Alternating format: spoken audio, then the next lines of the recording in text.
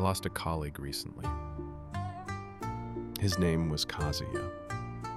He was a free climbing enthusiast, and we were closer than coworkers usually are.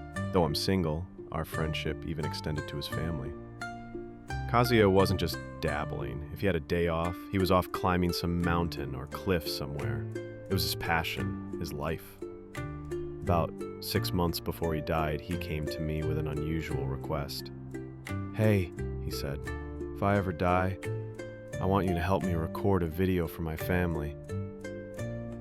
Because of the risks in his hobby, he wanted to leave a message behind, just in case. I told him to quit. "You have a family," I said. But he shook his head. I could never give up climbing. That was just like Kazuya. So I agreed. We couldn't shoot the video at his house. It might raise questions, so we did it in my apartment. He sat on the sofa, a plain white wall behind him, and looked into the camera. "Hey, this is Kazuya. If you're watching this, it means I'm no longer alive. Yuri, Ayako, thank you for everything. I'm sorry for the trouble my selfish hobby has caused. To my mom and dad, to all my friends, I know you're sad, but please, don't be. I'm having a good time in heaven. I'm watching over you, even if I can't be with you. Ayako, Daddy's watching you from above. So don't cry. Smile for me. Say goodbye." At the time, he was still alive, but 6 months later, Kazuya died in a climbing accident. His fellow climbers said they usually set up safety masks just in case of a fall, but that day, Kazuya fell far from where anyone expected. There was nothing they could do. His wake and funeral were devastating. His wife and daughter wept and screamed. Even I couldn't believe it. Kazuya, gone? A week later, I decided to show the video to his family. They'd calmed down a bit by then.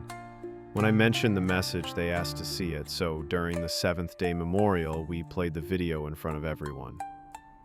As I pulled out the DVD, some of the relatives were already in tears. "This is for remembrance," I said as I set it up. The screen turned black. A low hum buzzed in the background. For about 10 seconds, nothing but darkness. Just as I thought something had gone wrong, Kazuya's face appeared on screen. "Well, wait, wasn't this filmed in my room? Why does it look so dark?" This is Kazuya. If you're watching this, it means I'm already gone." "Yuri, thank you for..."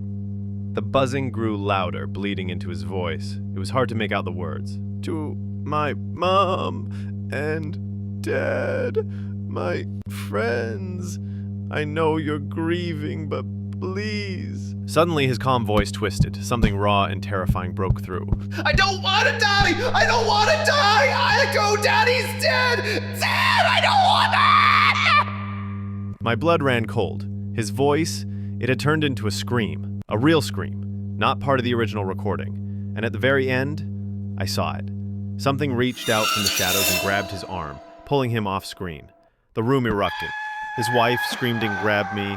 His father hit me. It was chaos. Thankfully, Kazuya's brother-in-law stepped in. He said Kazuya wasn't the kind of man who would fake something like this. I dropped to my knees, apologized, and swore to destroy the DVD. The next day, I took the disc to a nearby temple. But before I could say a word, the priest looked at the bag and said, "We can't deal with that here." He referred me to another temple, where a different priest, or maybe a medium, looked at the disc and said, "You've brought something truly dangerous." He told me that Kazuya had already been dragged into hell when we filmed that video.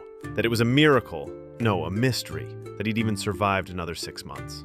By all rights, the priest said, he should have died that very day.